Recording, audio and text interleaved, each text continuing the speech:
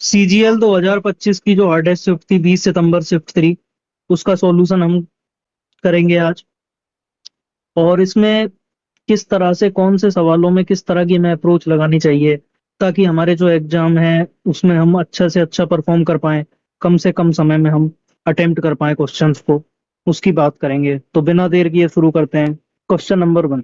अब आप यहाँ पे देखिए लिखा हुआ है ए का 60% बराबर बी का 0.3 बराबर 1/6 सी। तो ए रेशो बी रेशो सी हमको निकालना है। ठीक है भाई। एक नजर रहेगी हमारी क्वेश्चन पे, दूसरी रहेगी ऑप्शन पे। पहले मैंने ये देखा ए का 60% और 0.3 का मतलब बी का 30% हो गया। इसका मतलब, और 30 दूनी 60 हो गया। 30 दूनी 60 हो गया ना भाई, तो ये दो बार कट गया। तो मुझे ये तो पता लग गया कि 2A इक्वल टू बी है। तो ए रेशो बी 1:2 होगा। ठीक है। 1:2 किसमें है? इसमें हो सकता है, नहीं है, नहीं है, नहीं। Only option. अच्छा, अगर मान लो कि ऐसा दो ऑप्शन में आ जाता तो फिर हम क्या करते? पहले तो हम ये देख लेते ए रेशो बी कितना है। अच्छा, यहां से मैं बी रेशो सी भी देख लेता। कैसे देख लेता? कि 3B/10 इक्वल टू C/6। ठीक है। तो ये 2 से कैंसिल हो गया 3 बार, ये 5 बार। तो B ratio C equal to कितना आ गया? 5/9। तो फिर हम बी और सी का भी चेक कर लेते। ठीक। Next question. एक कार 1 मिनट में 0.875 किलोमीटर की यात्रा करती है, तो 1 घंटे 45 मिनट में वो कितनी दूरी तय करेगी? अब आप देखो, 1 घंटे 45 मिनट में कितने हो जाएंगे भाई? 105 मिनट। अब मुझे क्या करना है? सिंपल क्वेश्चन है ये। 105 इंटू 0.875 करना है। 0.875 is the multiple of 25, also multiple of 125। तो मैं देखूंगा कि 25 से लास्ट 2 डिजिट कैंसिल होनी चाहिए भाई। 25 की डिविजिबिलिटी होती है कि लास्ट 2 डिजिट? ऑप्शन ए हो सकता है, ये भी नहीं है, ये भी नहीं है, ये भी नहीं है। ठीक है। तो इस क्वेश्चन में आपको कैलकुलेशन करने की इसमें कोई भी जरूरत नहीं है। अच्छा, एक चीज और मैं आपको बता देता हूँ, अगर आपको इसमें कैलकुलेशन करनी होती तो कैसे करते? तो 105 मिनट था और 0.875 किलोमीटर 1 मिनट में करता है। जब भी आपको 0.875 दिखे तो उसको लिख दीजिए करे 7/8। क्यों? क्योंकि ये आपको याद कर लेना है। 0.125 होता है 1/8। 0.25 होता है 1/4। 0.375 होता है 3/8। 0.625 होता है 5/8। 0.875 होता है 7/8। और 0.75 रह गया ना, 0.75 होता है 3/8। इतने महत्वपूर्ण है ये, जहां भी आपको किसी भी क्वेश्चन में अर्थमेटिक हो चाहे एडवांस मैथ, ये डेटा दिख जाए तुरंत बिना सोचे इनको इसमें कन्वर्ट कर लेना। आपका इतना समय बचेगा उसकी कोई सीमा नहीं है। अब आप यहाँ देखिए, 105 इंटू 7 735 हो गया बटे 8।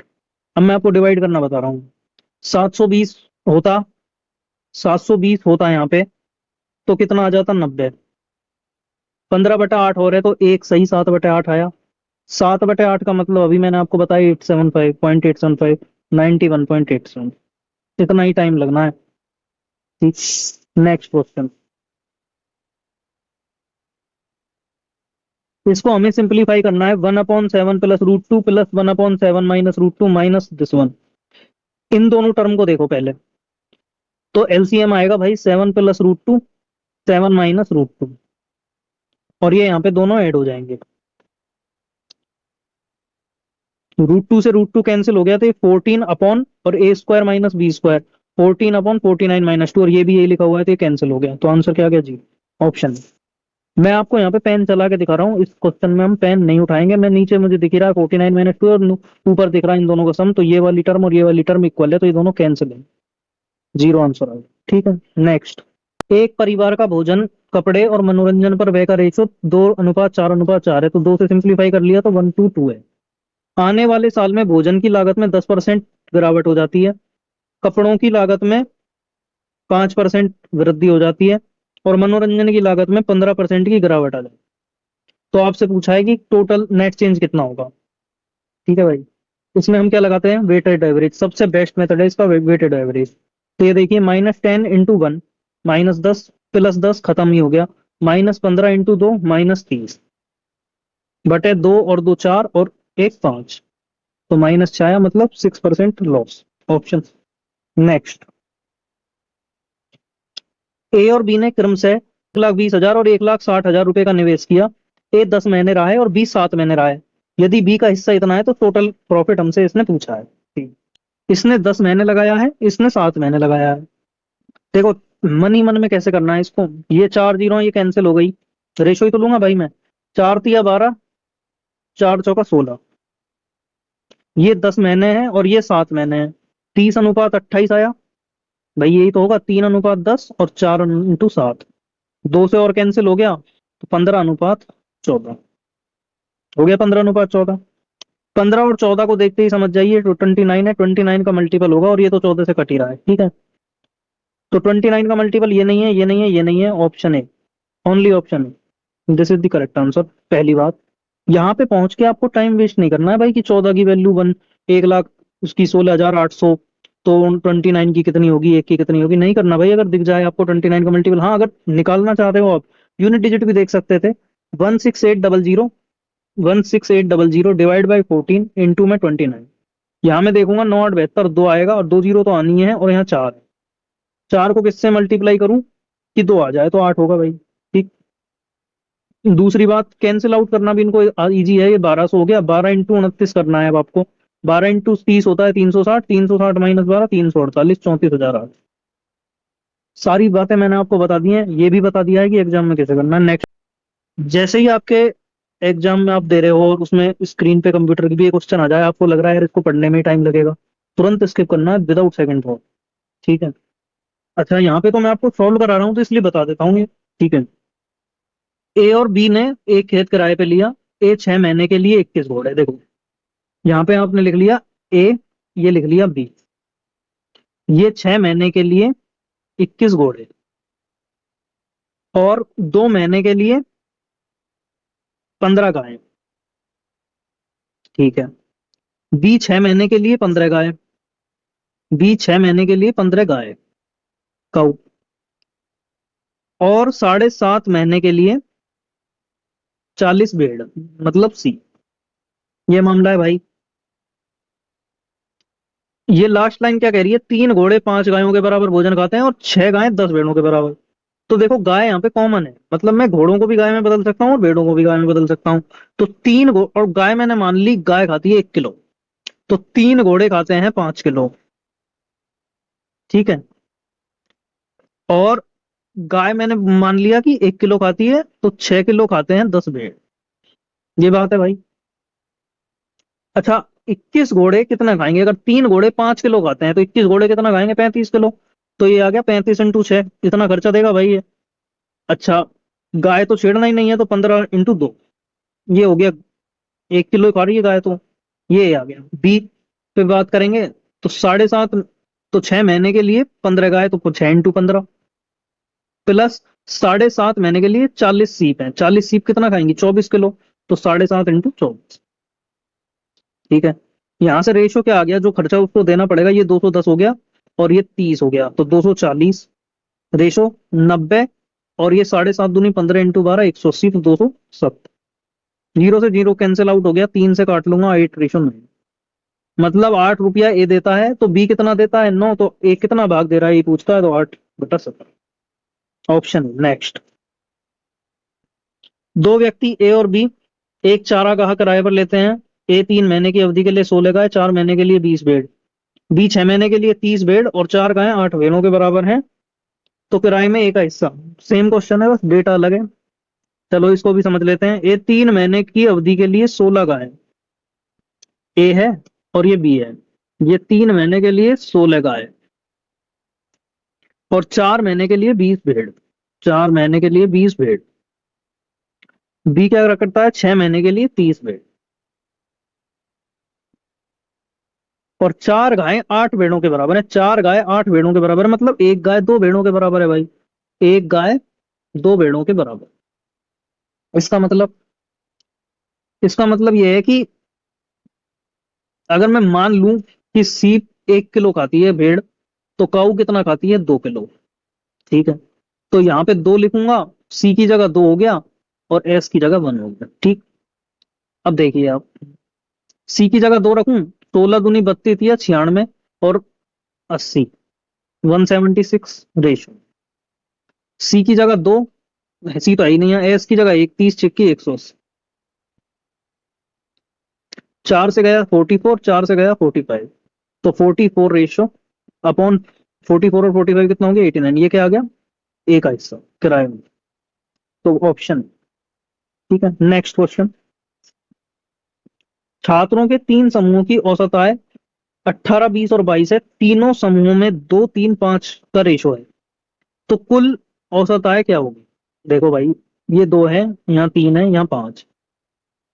ठीक है, यहाँ पे एवरेज वेट, एवरेज एज 18 है, यहाँ पे 20 है, यहाँ 22 है। जब भी इस तरह का आपके पास क्वेश्चन हो, या तो आप वेटेड एवरेज लगाएं या डेविएशन। अब देखो 18, 20, 22 के बीच में 20 है, तो मैंने मान लिया एवरेज 20। यहाँ पे कितना कम हो रहा है? यहाँ पे -2 हो रहा है ना भाई, और यहाँ पे +2 हो रहा है, तो -4 मल्टीप्लाई करूंगा तो, और +10 +6 हुआ, तो 6 का डेविएशन आया। और कितना है ये? 2, 3 और 5, 5 में बराबर बांट दो, तो 6/10, तो 20 ऑप्शन। नेक्स्ट, 11 संख्याओं का एवरेज 68 है, पहली 5 का 63 है, और अंतिम 5 का 72 एवरेज है, छठी संख्या निकालो। मैंने सबसे पहले क्वेश्चन देखा, ऑप्शन देखा, यूनिट डिजिट अलग है, 3, 4, 5, 6, लगा दूं यूनिट डिजिट। भाई इनके टोटल में से मैं इन दोनों को घटा दूंगा तो छठी संख्या आ जाएगी, आ जाएगी। तो 68 × 11 में यूनिट डिजिट 8, 63 × 5 में यूनिट डिजिट 5, 72 × 5 में unit digit 0, unit digit 3, option है पहला तरीका। देखो 11 नंबर हैं, ठीक है, इनका एवरेज कितना है 68, ये शुरू के 5 नंबर हैं, ये छठा नंबर है, ये लास्ट के 5 नंबर हैं। यहाँ पे एवरेज कितना है 63, कितना कम है भाई -5, एक हेड पे। यहाँ पे अंतिम 5 का कितना है 72, कितना ज्यादा है 68 से 4। कितना डेविएशन आया? +4 × 5, प्लस का 20 और माइनस का 25, -5। तो इसको बैलेंस करने के लिए यहाँ +5 होगा, होगा +5, बस। तो ये छठा नंबर क्या होगा 68 + 5 दैट इज 70, ऑप्शन। ये बेस्ट मेथड है इसको करने का। Next question. 300 और 450 के बीच उन सभी पूर्णांकों का औसत क्या है जो 13 से पूर्णतः विभाज्य है? देखो 13 लिखो, मैं 300 में भाग दो 13 का सीधा, तो ये आएगा 13 एकम 13 दूनी 26, 4, 13 तिया 39। लेकिन हमें आगे जाना है 300 से, तो 4 बार। ठीक है, यहाँ पे देंगे तो 13 तिया 39, 6, 13 चौका 52, यहाँ पे आगे नहीं जाना है। एवरेज, ये मैंने प्लस क्यों लगाया? ये पहला नंबर था 13 × 24, दूसरा लास्ट नंबर है 13 × 34, ये एपी है, समांतर श्रेणी। किसी भी समांतर श्रेणी का एवरेज क्या होता है? First term plus last term divide by 2, बस, डिवाइड बाई 2। यहाँ पे आप देखोगे तो 24 और 34, 24 और 34 के बीच में क्या आएगा 29, वही एवरेज होगा जब आप जोड़ के 2 का भाग। तो ये आया 13 × 29। देखो भाई 13 × 30 होता है 390, 390 के आसपास होगा ऑप्शन। ठीक है, नेक्स्ट।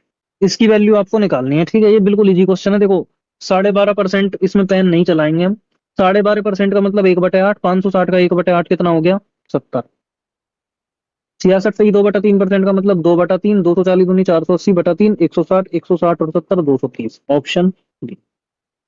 Next question.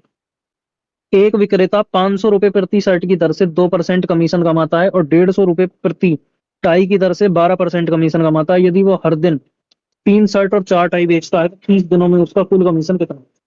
अच्छा, 500 रुपए की शर्ट पे 2% कमीशन, मतलब 10 रुपया कमाया यहाँ से एक शर्ट पे। 150 रुपए पर 12% कमीशन, 150 का 12% 18, 18 रुपया कमाया है टाई पे। 10 रुपया कमाया शर्ट पे, 18 रुपया कमाया टाई पे।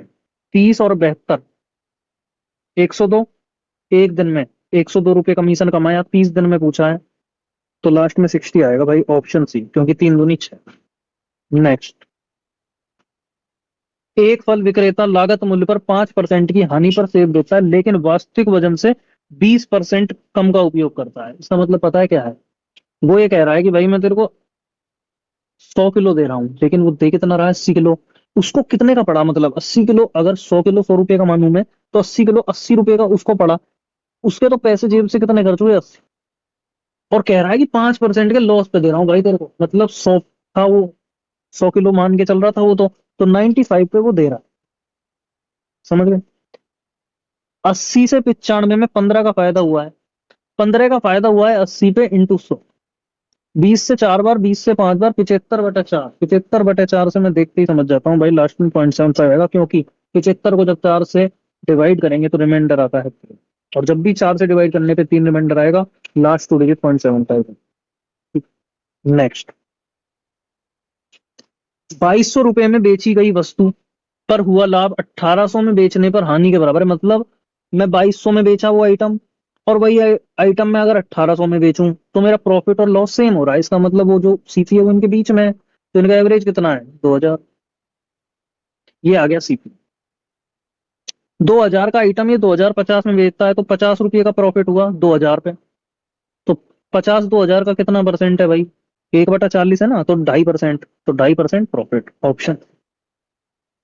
नेक्स्ट, एक मोबाइल फोन रिटेलर एक फोन को ₹P में बेचता है और 20% का लाभ कमाता है। एक विशेष त्योहारी ऑफर के लिए वह उसी फोन को 1.5 P पर बेचता है और ऑफर पर 10% छूट दे देता है। देखो भाई, वो पी में बेच रहा है और 20% प्रॉफिट कमा रहा है, मतलब सक्सेस ही हो रहा है बेसिकली। अब आप देखना इसको कैसे करेंगे। मान लो वो 100 रुपये था, तो पी में बेच रहा है मतलब 120 में बेच रहा है। अब कह रहा है कि मैं 1.5 P में बेचूंगा, मतलब इसका 1.5 टाइम्स, तो इसका 1.5 टाइम्स 180 हो गया। लेकिन कह रहा है कि ऑफर पर मैं 10% की छूट भी दे रहा है, इस पे 10% की उसने छूट भी दे दी। तो इन दोनों को हमें देखना है। 18 एक 162 हो गया, तो ये 100 से 162 हो गया भाई, तो 62%। जैसे ही आप ये डेटा देखोगे ना पेपर में, 100 और 180 इंटू 9/10, आप समझ जाना कि जीरो से जीरो कैंसिल हो गया। 8 9 72 2 आ गया, जब सब्सट्रैक्ट करूंगा तो भी 2 आएगा, लास्ट में एक ही ऑप्शन है। करना मत इसको, ठीक है। अगर वो तब भी आप ये सोचें कि अगर 2 ऑप्शन में 2 है तो आप डिजिट सम पे भी जा सकते हैं। डिजिट सम पे आप कैसे जा सकते हैं वो मैं आपको बताता हूँ। इसमें से आप सब्सट्रैक्ट करोगे इसको, इसका डिजिट सम तो 0 है, इसका -1 है, तो -1 डिजिट सम होगा, 8 आना चाहिए। अगर अब अगर आप इसमें सिर्फ डिजिट डिजिट सम लगाते तो 2 ऑप्शन फंस जाते, लेकिन यूनिट डिजिट से ही काम बन रहा है तो सबसे पहले यूनिट डिजिट देखते हैं, ठीक है। एक दुकानदार ने एक वस्तु पर उसके लागत मूल्य से 25% अधिक अंकित किया। एक सॉइल के दौरान उसने 10% की छूट दी। अब प्रॉफिट परसेंट क्या होगा भाई, मार्कअप किया है 25% और 10% का डिस्काउंट दिया, तो मार्कअप और डिस्काउंट, सी सीपी पे मार्कअप करोगे फिर डिस्काउंट दोगे तो एसपी आएगा। तो मार्कअप और डिस्काउंट का जो सक्सेसिव होगा वही क्या होता है, प्रॉफिट परसेंट। 25% अधिक अंकित किया, तो 25 -10 -25 का 10% हो गया 2.5। 25 -12.5 12.5, ऑप्शन, ठीक है। नेक्स्ट, एक दुकानदार अपने माल पर लागत मूल्य से 60% अधिक अंकित करता है, अंकित मूल्य पर 25% की छूट देता है। देखो, यहाँ पे आप सक्सेसिव भी लगा सकते हो, मनी मन में आप इसको कर सकते हो। 60 अधिक अंकित किया, 25 का डिस्काउंट दिया, 60 -25 35। 25 60 का 25% 15, 35 -15 20। इसका मतलब 20% प्रॉफिट हो रहा है यहाँ पे, 14% हो रहा है यहाँ पे, तो गैप कितना है 6%। तो सीपी का 6% 150 है, तो 1% 25 है, तो 2500। ये हो गया बिना पेन चलाए। डेटा इजी है, आप ऐसे भी कर सकते हो।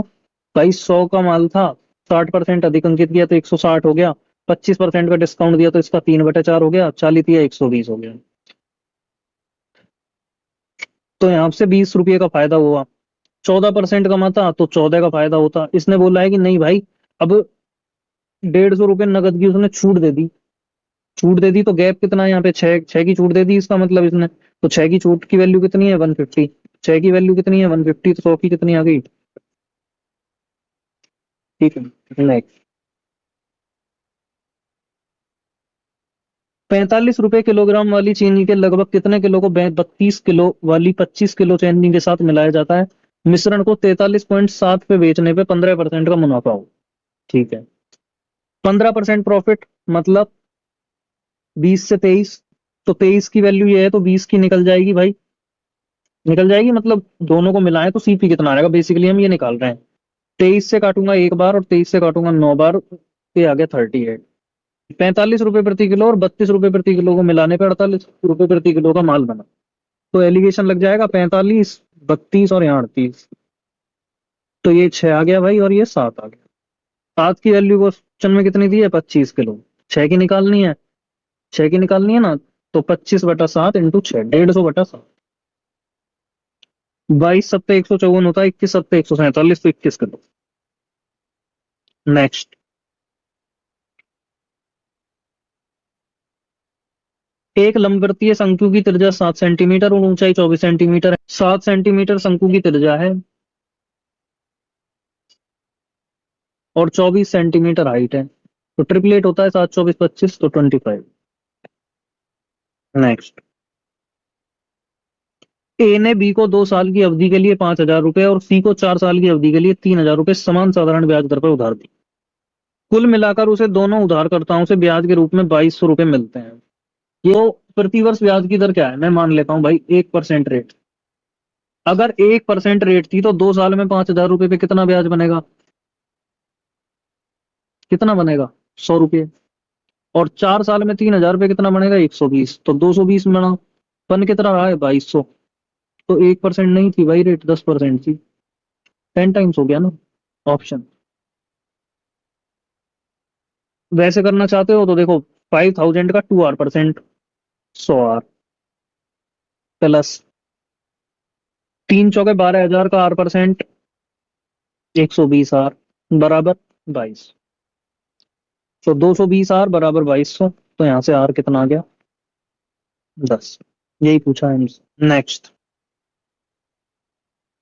एक त्रिभुजाकार प्रिज्म का आधार क्षेत्रफल 25 वर्ग सेंटीमीटर है। यदि ऊंचाई 20% बढ़ा दी जाए तो नया आयतन क्या होगा। तो प्रिज्म का आयतन क्या होता है, area of base area into height. Base area कितना है इसमें दिया ही हुआ है, 25। हाइट 20% बढ़ा दी, पहले 10 थी, 20% बढ़ जाएगी तो कितनी हो जाएगी, 12। 25 इंटू 12, 3। जब भी 25 को 12 से मल्टीप्लाई करना है, किसी भी नंबर को डिवाइड बाई 4 करेंगे दूसरे वाले में और 2 जीरो चिपका देंगे। 12 का में 4 का भाग दिया 3, 300। जैसे मान लो आपको 68 इंटू 25 करना है, तो 68 में 4 का भाग दिया 17, डबल जीरो लगा दी, 17 हो गया। अच्छा, अगर आपको 67 को करना होता 25 से, तो इसके आसपास नंबर देखो तो 4 से कटता हो, तो 68 है तो 1700 हो गया, लेकिन ये 67 है तो 1700 में से 25 घट जाएगा तो 1600। इस तरह मल्टीप्लाई करते हैं 25। ठीक है भाई।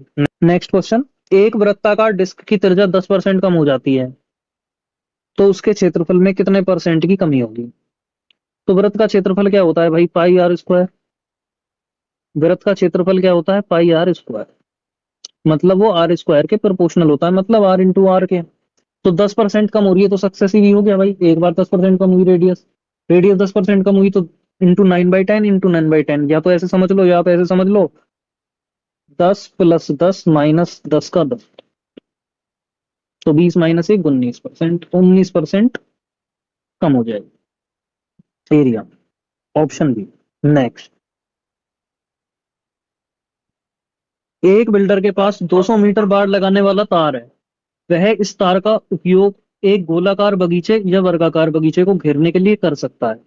यदि वो घेरे हुए क्षेत्र को अधिकतम करना चाहता है तो पूरे 100 मीटर तार का उपयोग करके सबसे बड़े संभावित गोलाकार बगीचे के क्षेत्रफल और सबसे बड़े संभावित वर्गाकार बगीचे के क्षेत्रफल का अनुमानित अनुपात क्या होगा। भाई यहाँ पे जो 100 मीटर है ना, ये जब ये तार है आप इसको मोड़कर या तो स्क्वायर बनाओगे, तार को मोड़कर या तो आप स्क्वायर बना रहे हो या फिर उसको मोड़ के सर्किल बना रहे हो, तो इस स्थिति में तार की लंबाई तो सेम है। मतलब सर्किल की जो पेरीमीटर है और स्क्वायर का जो पेरीमीटर है वो सेम है। तो इस डेटा से मुझे कोई मतलब नहीं है वो तार 100 मीटर लंबा है, वो 700 मीटर लंबा है। अगर मुझसे रेशो पूछा है एरिया का, जब भी मुझसे रेशो पूछा है तो इस बात से कोई औचित्य नहीं है इस बात का कि वो तार कितना लंबा है। तो मैं अपनी सहूलियत के हिसाब से इसमें डेटा एज्यूम कर लेता हूँ, कर लूँ एज्यूम। सर्किल की जो पेरीमीटर होती है वो 2πr होता है, तो मैंने मान लिया कि सर्किल की रेडियस 2 है। तो सर्किल तार की लंबाई मतलब परिधि हो जाएगी 2πr, 2πr का मतलब 4π हो गया तार की लेंथ। तो ये जो स्क्वायर है स्क्वायर, उसका भी पेरीमीटर 4π होगा, मतलब स्क्वायर की साइड कितनी हो गई, पाई। पूछा हमसे क्या है, सबसे बड़े संभावित गोलाकार बगीचे का क्षेत्रफल, तो गोलाकार बगीचे का क्षेत्रफल पाई आर स्क्वायर रेशो, और वर्गाकार बगीचे का क्षेत्रफल भुजा स्क्वायर नहीं पाई। पाई से पाई कैंसिल हो गया, तो ये आया 4:22:7, तो 7 इधर आ जाएगा, 2 से काट दूंगा तो 2, और ये आया गया। तो ये 14/11:1 आया, तो 11 एकम 11 3, 11 दूना 22 और 11 7 27, तो 1.27 रेशो 1, ऑप्शन। नेक्स्ट, एक ऊर्ध्वाधर बेलनाकार बर्तन तेल से भरा है। यदि 7 सेंटीमीटर त्रिज्या वाला एक ठोस अर्धगोलाकार पत्थर पूरी तरह से इसमें डूब जाता है और तेल का स्तर 3 सेंटीमीटर बढ़ जाता है, तो बेलन की त्रिज्या क्या हो? तो भाई स्तर कितना बढ़ा? 3 सेंटीमीटर। तो बेलन की त्रिज्या मैंने मान ली आर है, तो पाई आर स्क्वायर इंटू 3। जितना स्तर बढ़ा मतलब हाइट, ये जो वॉल्यूम होगा वो अर्धगोले के वॉल्यूम के इक्वल होगा, तो 2/3 पाई इंटू 7 का। तो यहाँ से आर स्क्वायर की वैल्यू कितनी आई? 2 इंटू 7 का क्यूब बटा 9। अब यहाँ पे पता है आपको दिक्कत क्या आएगी? इसको ऐसे मत सॉल्व करो, इसको ऐसे करो, 343 दूनी 686 बटा 686 में अगर मैं 9 का भाग दूं तो 9 7 63 5, 9 6 54 2, 9 दूनी 18, 76.22 आ रहा है। तो ये 8 और 9 के बीच में ही होगा भाई। ठीक है, तो ऑप्शन नेक्स्ट। एक वृत्त के एक त्रिज्यखंड का केंद्रीय कोण 120 डिग्री है और त्रिज्या 7 सेंटीमीटर है। उसी वृत्त के एक अन्य त्रिज्यखंड का केंद्रीय कोण 2 पाई/3, पाई का मतलब 180 रख देता हूं मैं, तो 180 दूनी 360/3, 120 डिग्री। एंगल सेम है, रेडियस भी सेम होगी, रेडियस सर्किल है भाई, एक ही सर्किल की बात हो रही है। तो पहले त्रिज्यखंड का क्षेत्रफल दूसरे त्रिज्यखंड के क्षेत्रफल से, तो भाई जब एंगल सेम है तो त्रिज्यखंड का एरिया भी इक्वल हो जाएगा, अगर रेडियस एक ही सर्किल है तो। क्यों? क्योंकि जो त्रिज्यखंड का क्षेत्रफल होता है वो क्या होता है? पाई आर स्क्वायर थीटा बाई 360। तो यहाँ पाई आर स्क्वायर अपॉन 360 डिग्री, ये तो कांस्टेंट ही है, तो थीटा के प्रोपोर्शनल होगा। यहाँ पे 120 डिग्री है, यहाँ भी 120 डिग्री एंगल है, तो 1:। ऑप्शन। उम्मीद करता हूँ ये सॉल्यूशन आपको पसंद आए होंगे। अगर आपको ये पसंद आए हैं तो लाइक कर देना वीडियो को, और आप मुझे ये भी बताएं साथ में कि अगली कौन सी सीजीएल 2025 की शिफ्ट का आप बेस्ट सॉल्यूशन चाहते हैं, जो आपको, या फिर आप ऐसे क्वेश्चन मुझे शेयर कर सकते हैं मेरे इंस्टा आईडी पे, जिसमें आपको डाउट है या आपको ऐसा लगता है कि इसमें हमें ज्यादा समय लगा, किस तरह से ऐसे प्रश्न में सोचा जाए, वो मैं आपको बताऊंगा। धन्यवाद।